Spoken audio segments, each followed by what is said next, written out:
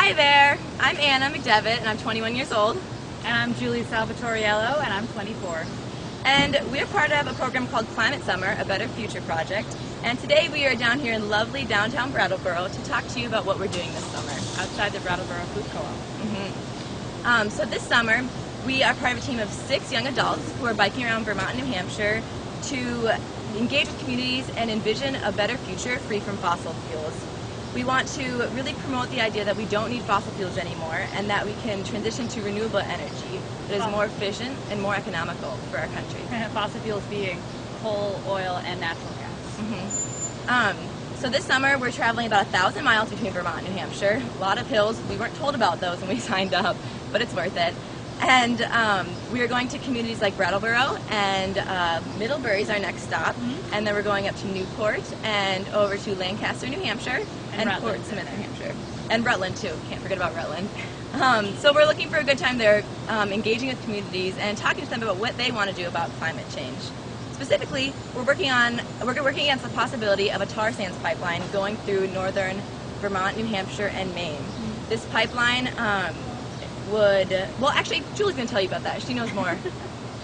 There's a pipeline that exists right now that imports crude oil from international countries through this pipeline up into Canada. And one of the proposals is that they reverse the pipeline so that Canada will be importing tar sands through Vermont, New Hampshire, and Maine, and then out into the international market. And we really want to discourage this. Hopefully we want to stop it completely is the ultimate goal. For many reasons. One, it's a really old pipeline. It's actually several pipelines together, but they were built back in the 50s and 60s. They're old pipelines, and they're already kind of leaky. And if they leaked with tar sands going through them, one, tar sands, unlike the crude oil we're used to, sinks, but it's also been diluted with several chemicals, at least one of which is a known neurotoxin that floats. So some of it sinks and some of it floats, and it makes it very difficult to clean up, and all of it's bad for the environment. And the pipeline right now goes over at least 20 streams. Is it 20 or 30?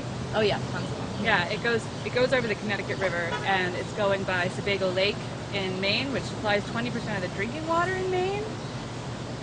So besides the fact that it would leak, tar sands itself is really not viable just because it takes 80% of tar sands is extracted in such a way that you have to steam the oil and the tar out of the sand. It's basically removing cocoa from a brownie. So you need a lot of water. Yeah, you need a lot of water, and you need to heat it up. So it takes a lot of natural gas. So the only reason people are even really investing in it right now, I think, is because natural gas is cheap. And even that, there are all these fuels that have very limited quantities, and water right now is it's not scarce, but it's in demand. And there's the Colorado River drying up. There's a whole bunch of problems happening with water. So to be using a bunch of water and a bunch of natural gas to get this very crude, sandy, corrosive tar that is not even going to be for the U.S. It's going to go through our state so it can be exported. It just doesn't make a lot of sense.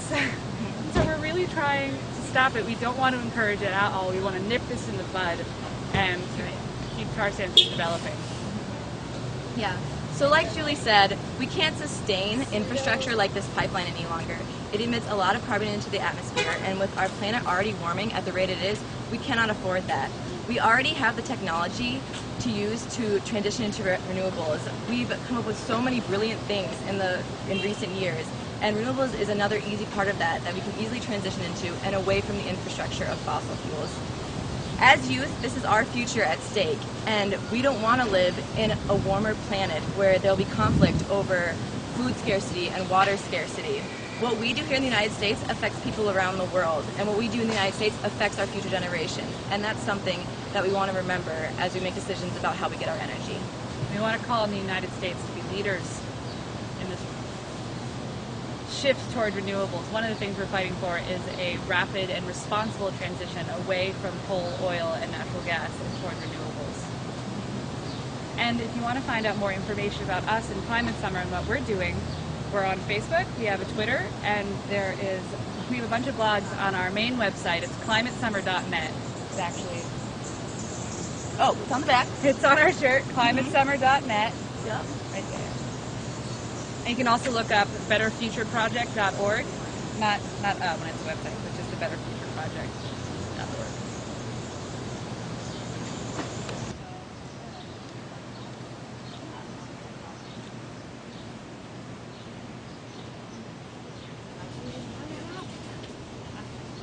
So the really fun thing about our 2 months traveling around this summer, our 1,000 miles, is that they're all going to be by bike. Woo!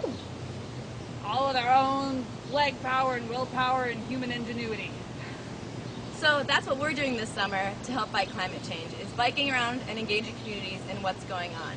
Luckily, there's tons of stuff that you can do. Just to name a few, writing your representatives, telling them you don't want any more fossil fuel infrastructure like the pipeline. Talking with your friends about how climate change is affecting you and what you guys can do about it. And also checking out our website at www.climatesummer.net for more events. And we're off! Yay!